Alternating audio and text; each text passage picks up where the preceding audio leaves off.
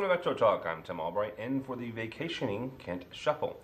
With me is Pat Gowan. Pat's one of the editors of the Post-Dispatch. Hello, Pat. Hey, Tim. And also is Jim Schrader. He's the publisher of the Telegraph. Hi, guys. Hello, sir. Pat, Governor Quinn says that he's going to veto a gambling bill if it contains legislation that will allow slot machines at racetracks. Proponents of the bill say that if it's not in there, it's going to kill the bill and it won't go anywhere. Will lawmakers line up enough votes to override Governor Quinn's veto? Don't think so. What I understand of this bill adds 5 casinos in the state of Illinois, including the first licensed casino in Chicago. Allows slot machines at Fairmount Park and other racetracks so they can increase the purse, the winning amount paid in races, so that they can get a better caliber of horse, they can draw more people and have that effect. This was a very finely, delicately balanced bill that barely got through, and it doesn't have much to spare. The political wisdom is that if that his objection to it, his veto of this bill over the slot machines at horse tracks will not be overridden, that they'll not be able to muster enough votes to override it, and that a form of the bill that does not include that probably would not pass. Therefore, that may all be dead in the water. And the governor has never given us a very good idea, in fact, given us almost no idea at all about why he's vetoing this, except to say that he thinks that this would make Illinois the Las Vegas of the Midwest. Too many gambling locations. It's okay to have the 5 casinos. He's not against that. 5 more casinos on top of the 10 licenses we have. Just don't let them have slot machines in the horse tracks. Now, some people are suspicious about the campaign contributions. Some people are suspicious about political influence. Most of the campaign contributions on the issue to lawmakers went to people who favored this, and in fact it did pass. I'm not so sure about his contributions. He doesn't seem to have taken a whole lot of money lately from gambling interests, as I understand it. So what drives this, I don't know. It seems to me personally that slot machines at racetracks would help save existing jobs that weren't necessarily purely gambling jobs. But if you can keep the horse track going, you've got breeders, you've got trainers, you've got ancillary employees of various kinds of jobs that may be saved. Because I think Fairmount Park is teetering on the brink, and there have been people who said if they don't eventually get this, they will go out of business, and they may very well. And it seems like that would be a loss. They were here first. It would have seemed like slot machines in that venue would have made really good sense. The only other thing I can see is the fear that the slot machines in the racetracks would take too much away from other casinos, or the casinos that now have them that may be close. The 5 casinos, Chicago is in an area that's already served. They're not in Chicago, but they're in the suburbs. Yeah. Some of these are in cities that don't have casinos, that don't have a whole lot of casino competition either. He may have that on his mind. Maybe this is too much competition, but it doesn't make very much sense to me, and I think the governor owes those people a better explanation than they're getting. Jim, has Governor Quinn virtually killed this bill by saying he's going to veto it?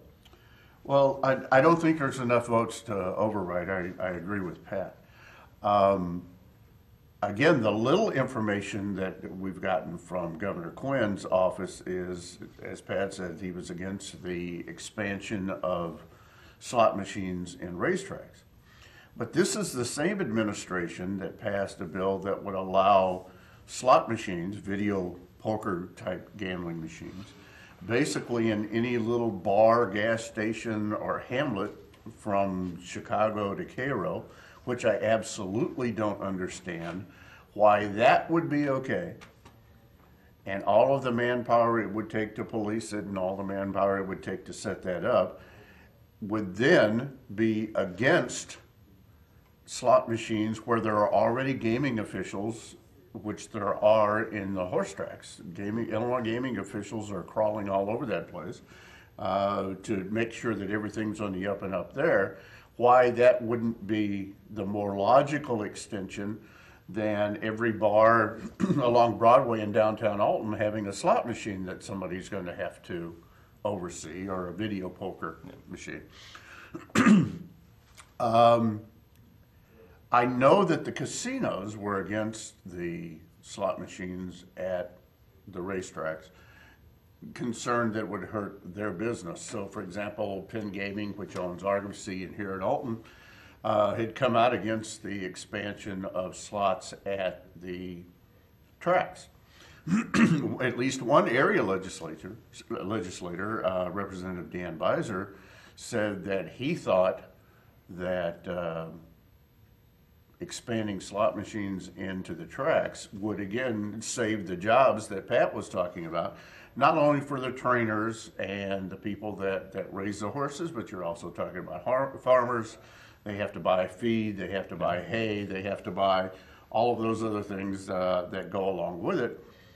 And Representative Beiser indicated that given a chance, he would vote to override the veto. I just don't know that there's enough mass in Springfield to pull it together to even call a vote. You raise a very interesting point about the gambling in the bars. They've never put together the rules to make it possible. Exactly, and it's been on the books for 2 years. It's been on the books for years now, Yeah. and nobody's done anything to make it happen. What do you suppose is the deal behind that? And I don't understand that one.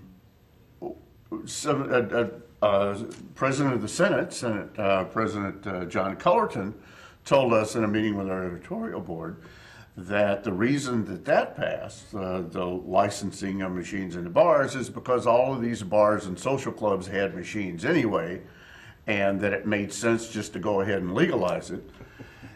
And to which, number one, I said, well, if that's the philosophy, then why don't we legalize drugs, because people are doing it anyway, and we can't really stop it. So to me, that was not a valid argument.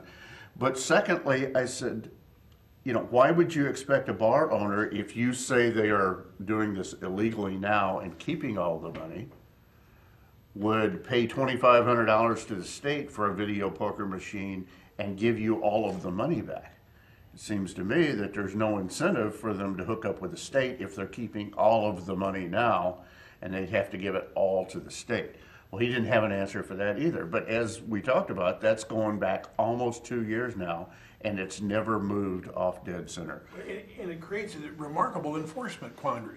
Well, can you Because- imagine the gaming officials traveling up and down the state trying to regulate these Well, machines? can you imagine what you do now? If the clubs have them now, some do, I'm sure, and they're illegal, how do you enforce that law when there's a law that says they can have them, they just haven't put the rules in place? I mean, technically it's illegal, but politically it's sort of untenable to support the law. So in a way, what we've done by making it legal but then never putting in the regulations to make it happen is a real big wink and nod to the folks who are running these things. It's okay to go ahead illegally. I bet there As haven't long been as you any pay ratings. $2,500 to the state for the seat. Well, but that hasn't happened yet. No, it I mean, hasn't. at the moment, everything is just status quo, except that it's just harder to enforce the law politically when one law says one thing and another law says another, and they just haven't really been reconciled by the rules to make it happen.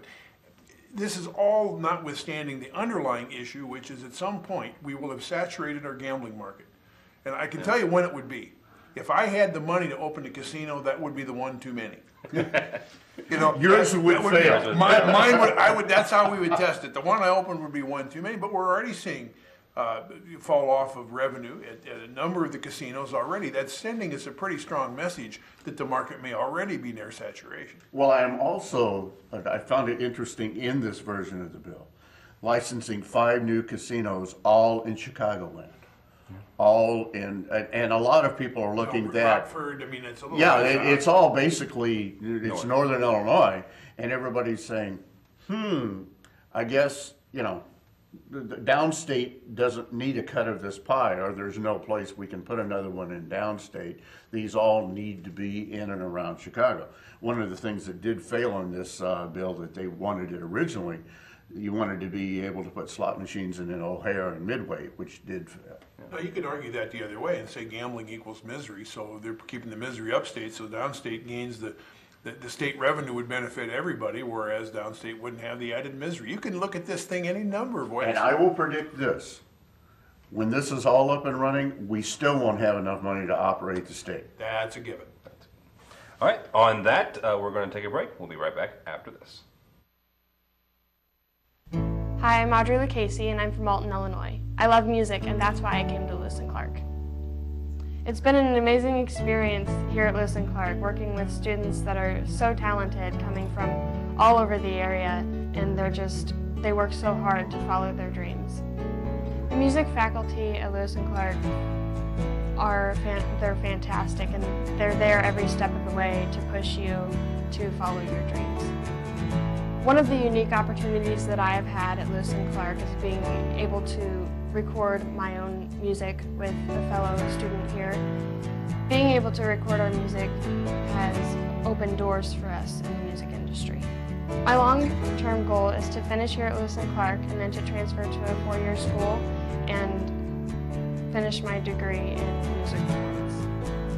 I would recommend Lewis & Clark to another student because it is definitely a great place to get started and it can open so many doors for you.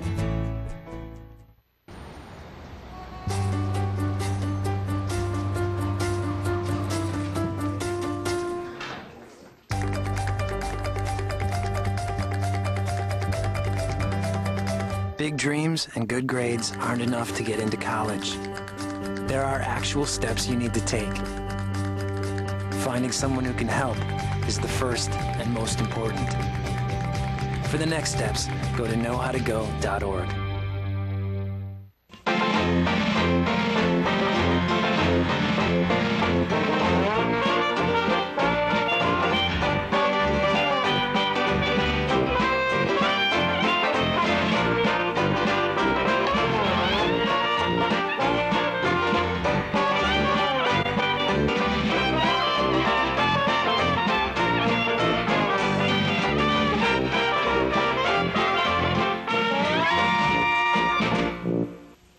Welcome back to Metro Doc.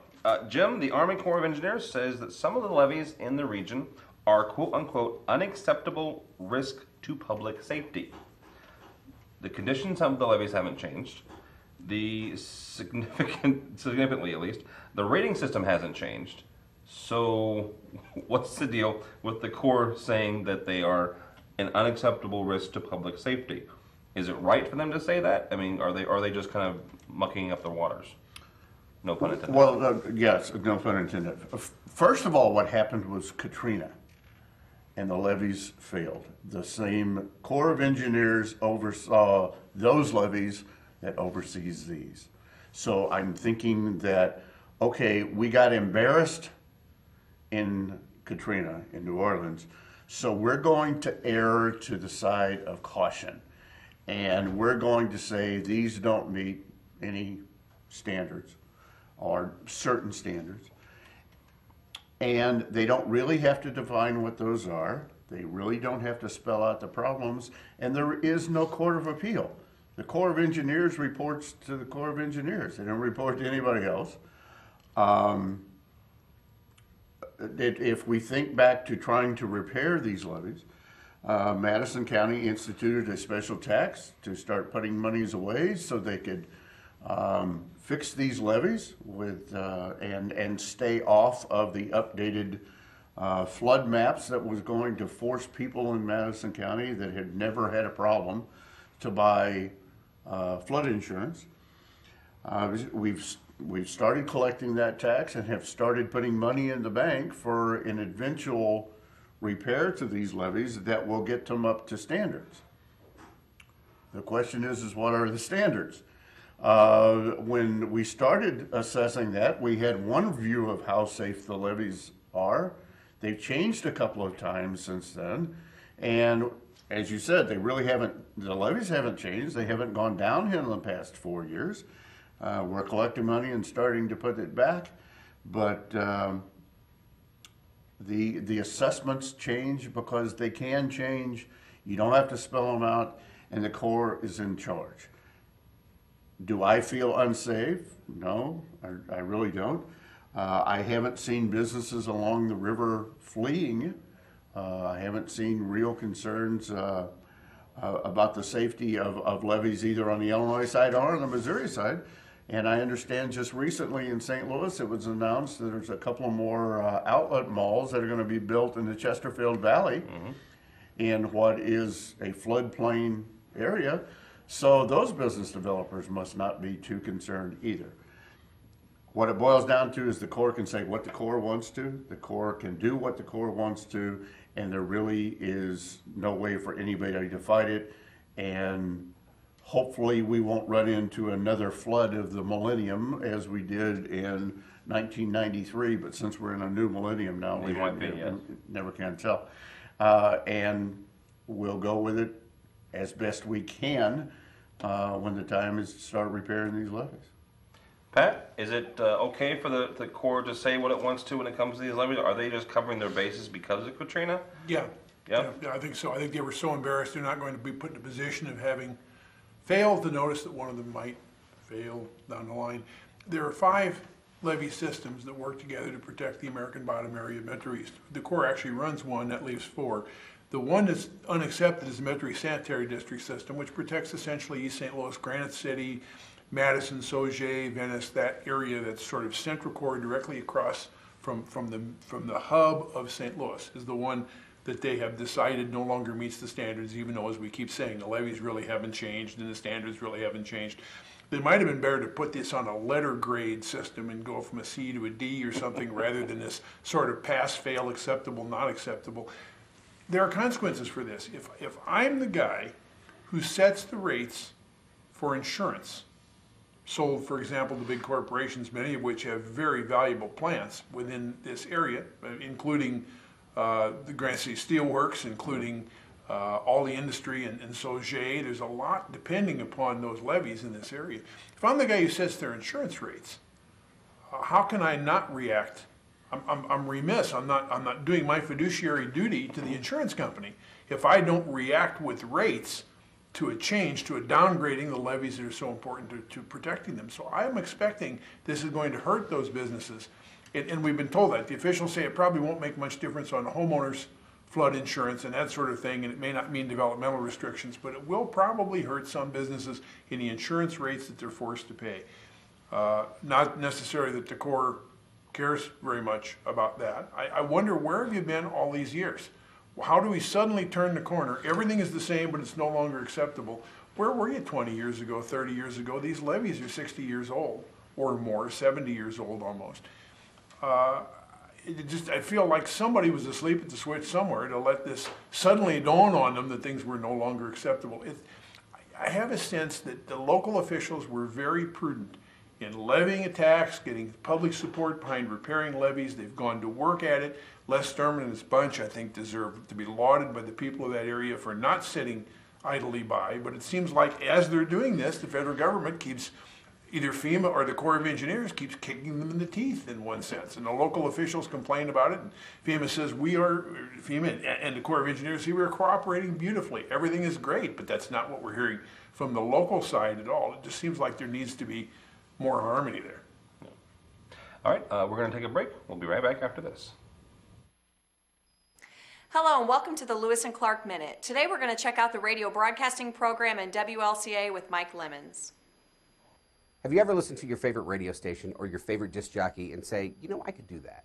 Or maybe you're the type of person who says, I could never do something like that. Well, with the help of first-year mass comm student John, we're going to show you just how easy it is.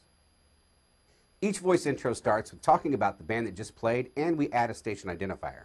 Next, you want to offer some information that may be of interest to your audience. And finally, tell the listeners what the next song is, who sings it, followed by another station identifier. John will do one live now. Silver Sun Pickup Substitution on WLCA. The Big Pink released their debut album called A Brief History of Love. This single is off that album. It's The Big Pink with Dominoes. It's on College Radio's Best 89.9. This has been your Lewis and Clark Minute.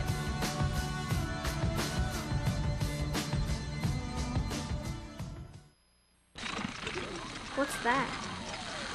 I don't know. Something I kind of made. Ooh, what's it do?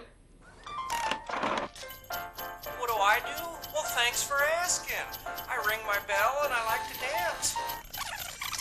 What do I do? Well, thanks for asking. Ow! Yeah, it still needs a little work. Anything's possible. Keep thinking. Get started on your own inventions or just play some games at inventnow.org. Sounds like you could use some Van Gogurt. It's fortified with arts-rich nutrients to improve your math and reading skills. Catch! Van Gogurt, thanks. So what's the deal with your ear? Always with the ear, huh? Feed your kids the arts. For 10 simple ways to learn how, visit AmericansForTheArts.org. Welcome back to Metro Talk. Pat, the publication Crane's Chicago Business says that Illinois business climate is better than ever. The report says that Illinois has a lower overall tax burden. This is in comparison to other surrounding states. A larger pool of talent, bigger markets, more money for investment, and better transportation. Should we be concerned, considering that this publication says that Illinois business is ripe for improvement, and we're in a great place here? We're always getting different stories beyond whose ox is getting gored, what side of the political spectrum you're on. The income tax is too high. The corporate income tax is too high. According to this, among the states that neighbor us, only Wisconsin has a lower overall tax rate for a new business being built in Illinois. That would be 4.5% to Illinois' 4.6%. And all these factors are in play that make Illinois really, despite all the negativism that we hear, making Illinois a much better place to do business than we think. There is a caveat in that report, however, and it's an important caveat for us.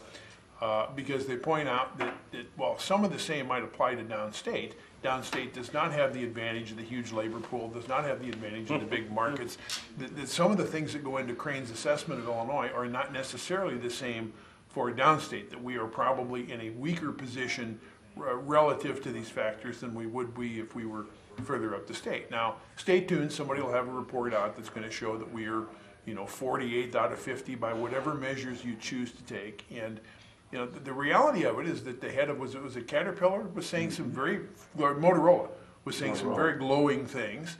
Caterpillar thought about leaving and then didn't. Well, Motorola is being bought by Google now. Yes, but the point is, I think if you look at where they put their roots, where are businesses really leaving and why are they going, or businesses really coming and why are they coming, even in a depressed economy, I think you can see pretty much we've not, as far as I know, had this exodus of industry that the doomsayers suggested, and that you cannot just look at like corporate income tax and say this is the be-all of whether business wants to be in Illinois. It is a much more complicated equation than that. Jim, are we in a great place, or this says... What was the name of that publication? Chicago's Business Journal. Yeah, that's exactly what it was called. I read the report, and as Pat said, it is very praising of the climate around Chicago. As a matter of fact, it claims to be lauding Illinois, but you read that article and time after time after time, it's Chicago this, Chicago this, Chicago this, Chicago that.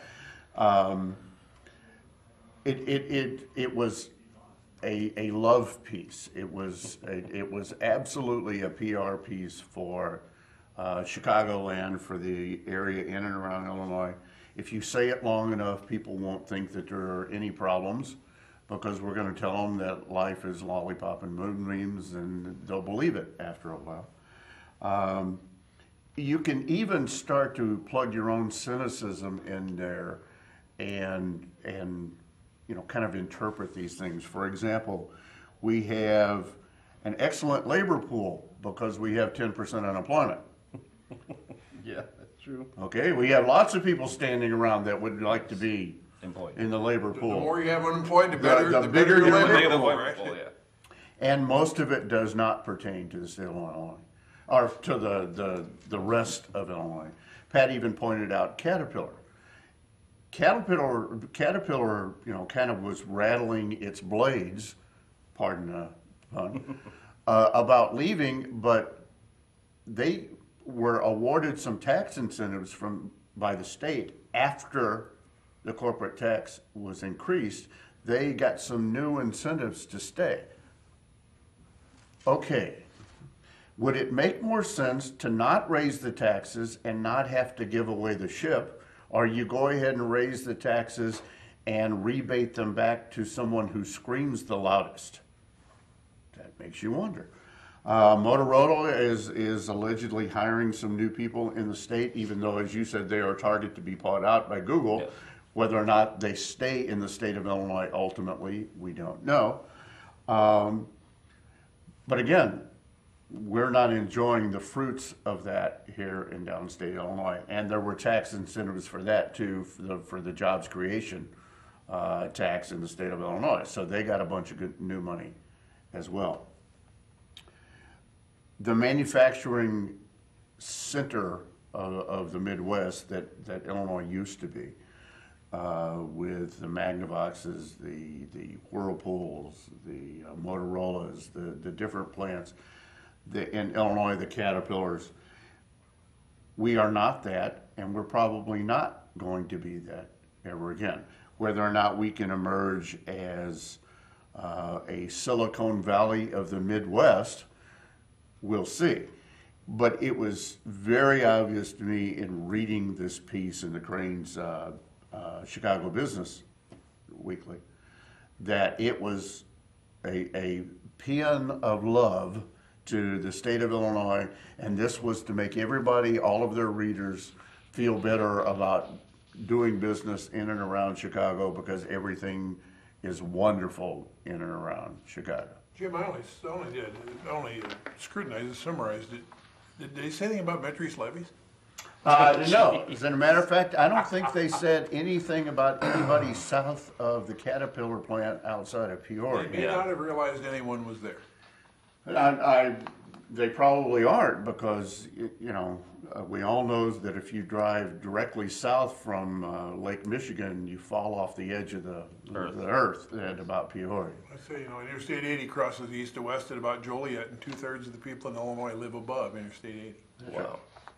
All right, gentlemen, real briefly, United States Representative Tim Johnson of Champaign, whose district covers part of Madison County because of redistricting, sent the Post-Dispatch a copy of a letter that urges the St. Louis Cardinals to please re-sign Albert Pujols. Afterwards, though, his office called the Post and said, about that letter, please don't run it.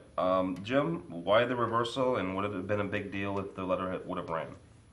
It becomes a big deal when it comes from a state representative on state representative letterhead. When he doesn't represent himself as Tim Johnson individual, Cardinal fan, he comes off as Tim Johnson, U.S. Rep, with probably his mailing address in the Raymond Building in Washington, D.C. Somebody might have said, they got a couple of teams up in Chicago. But they don't count.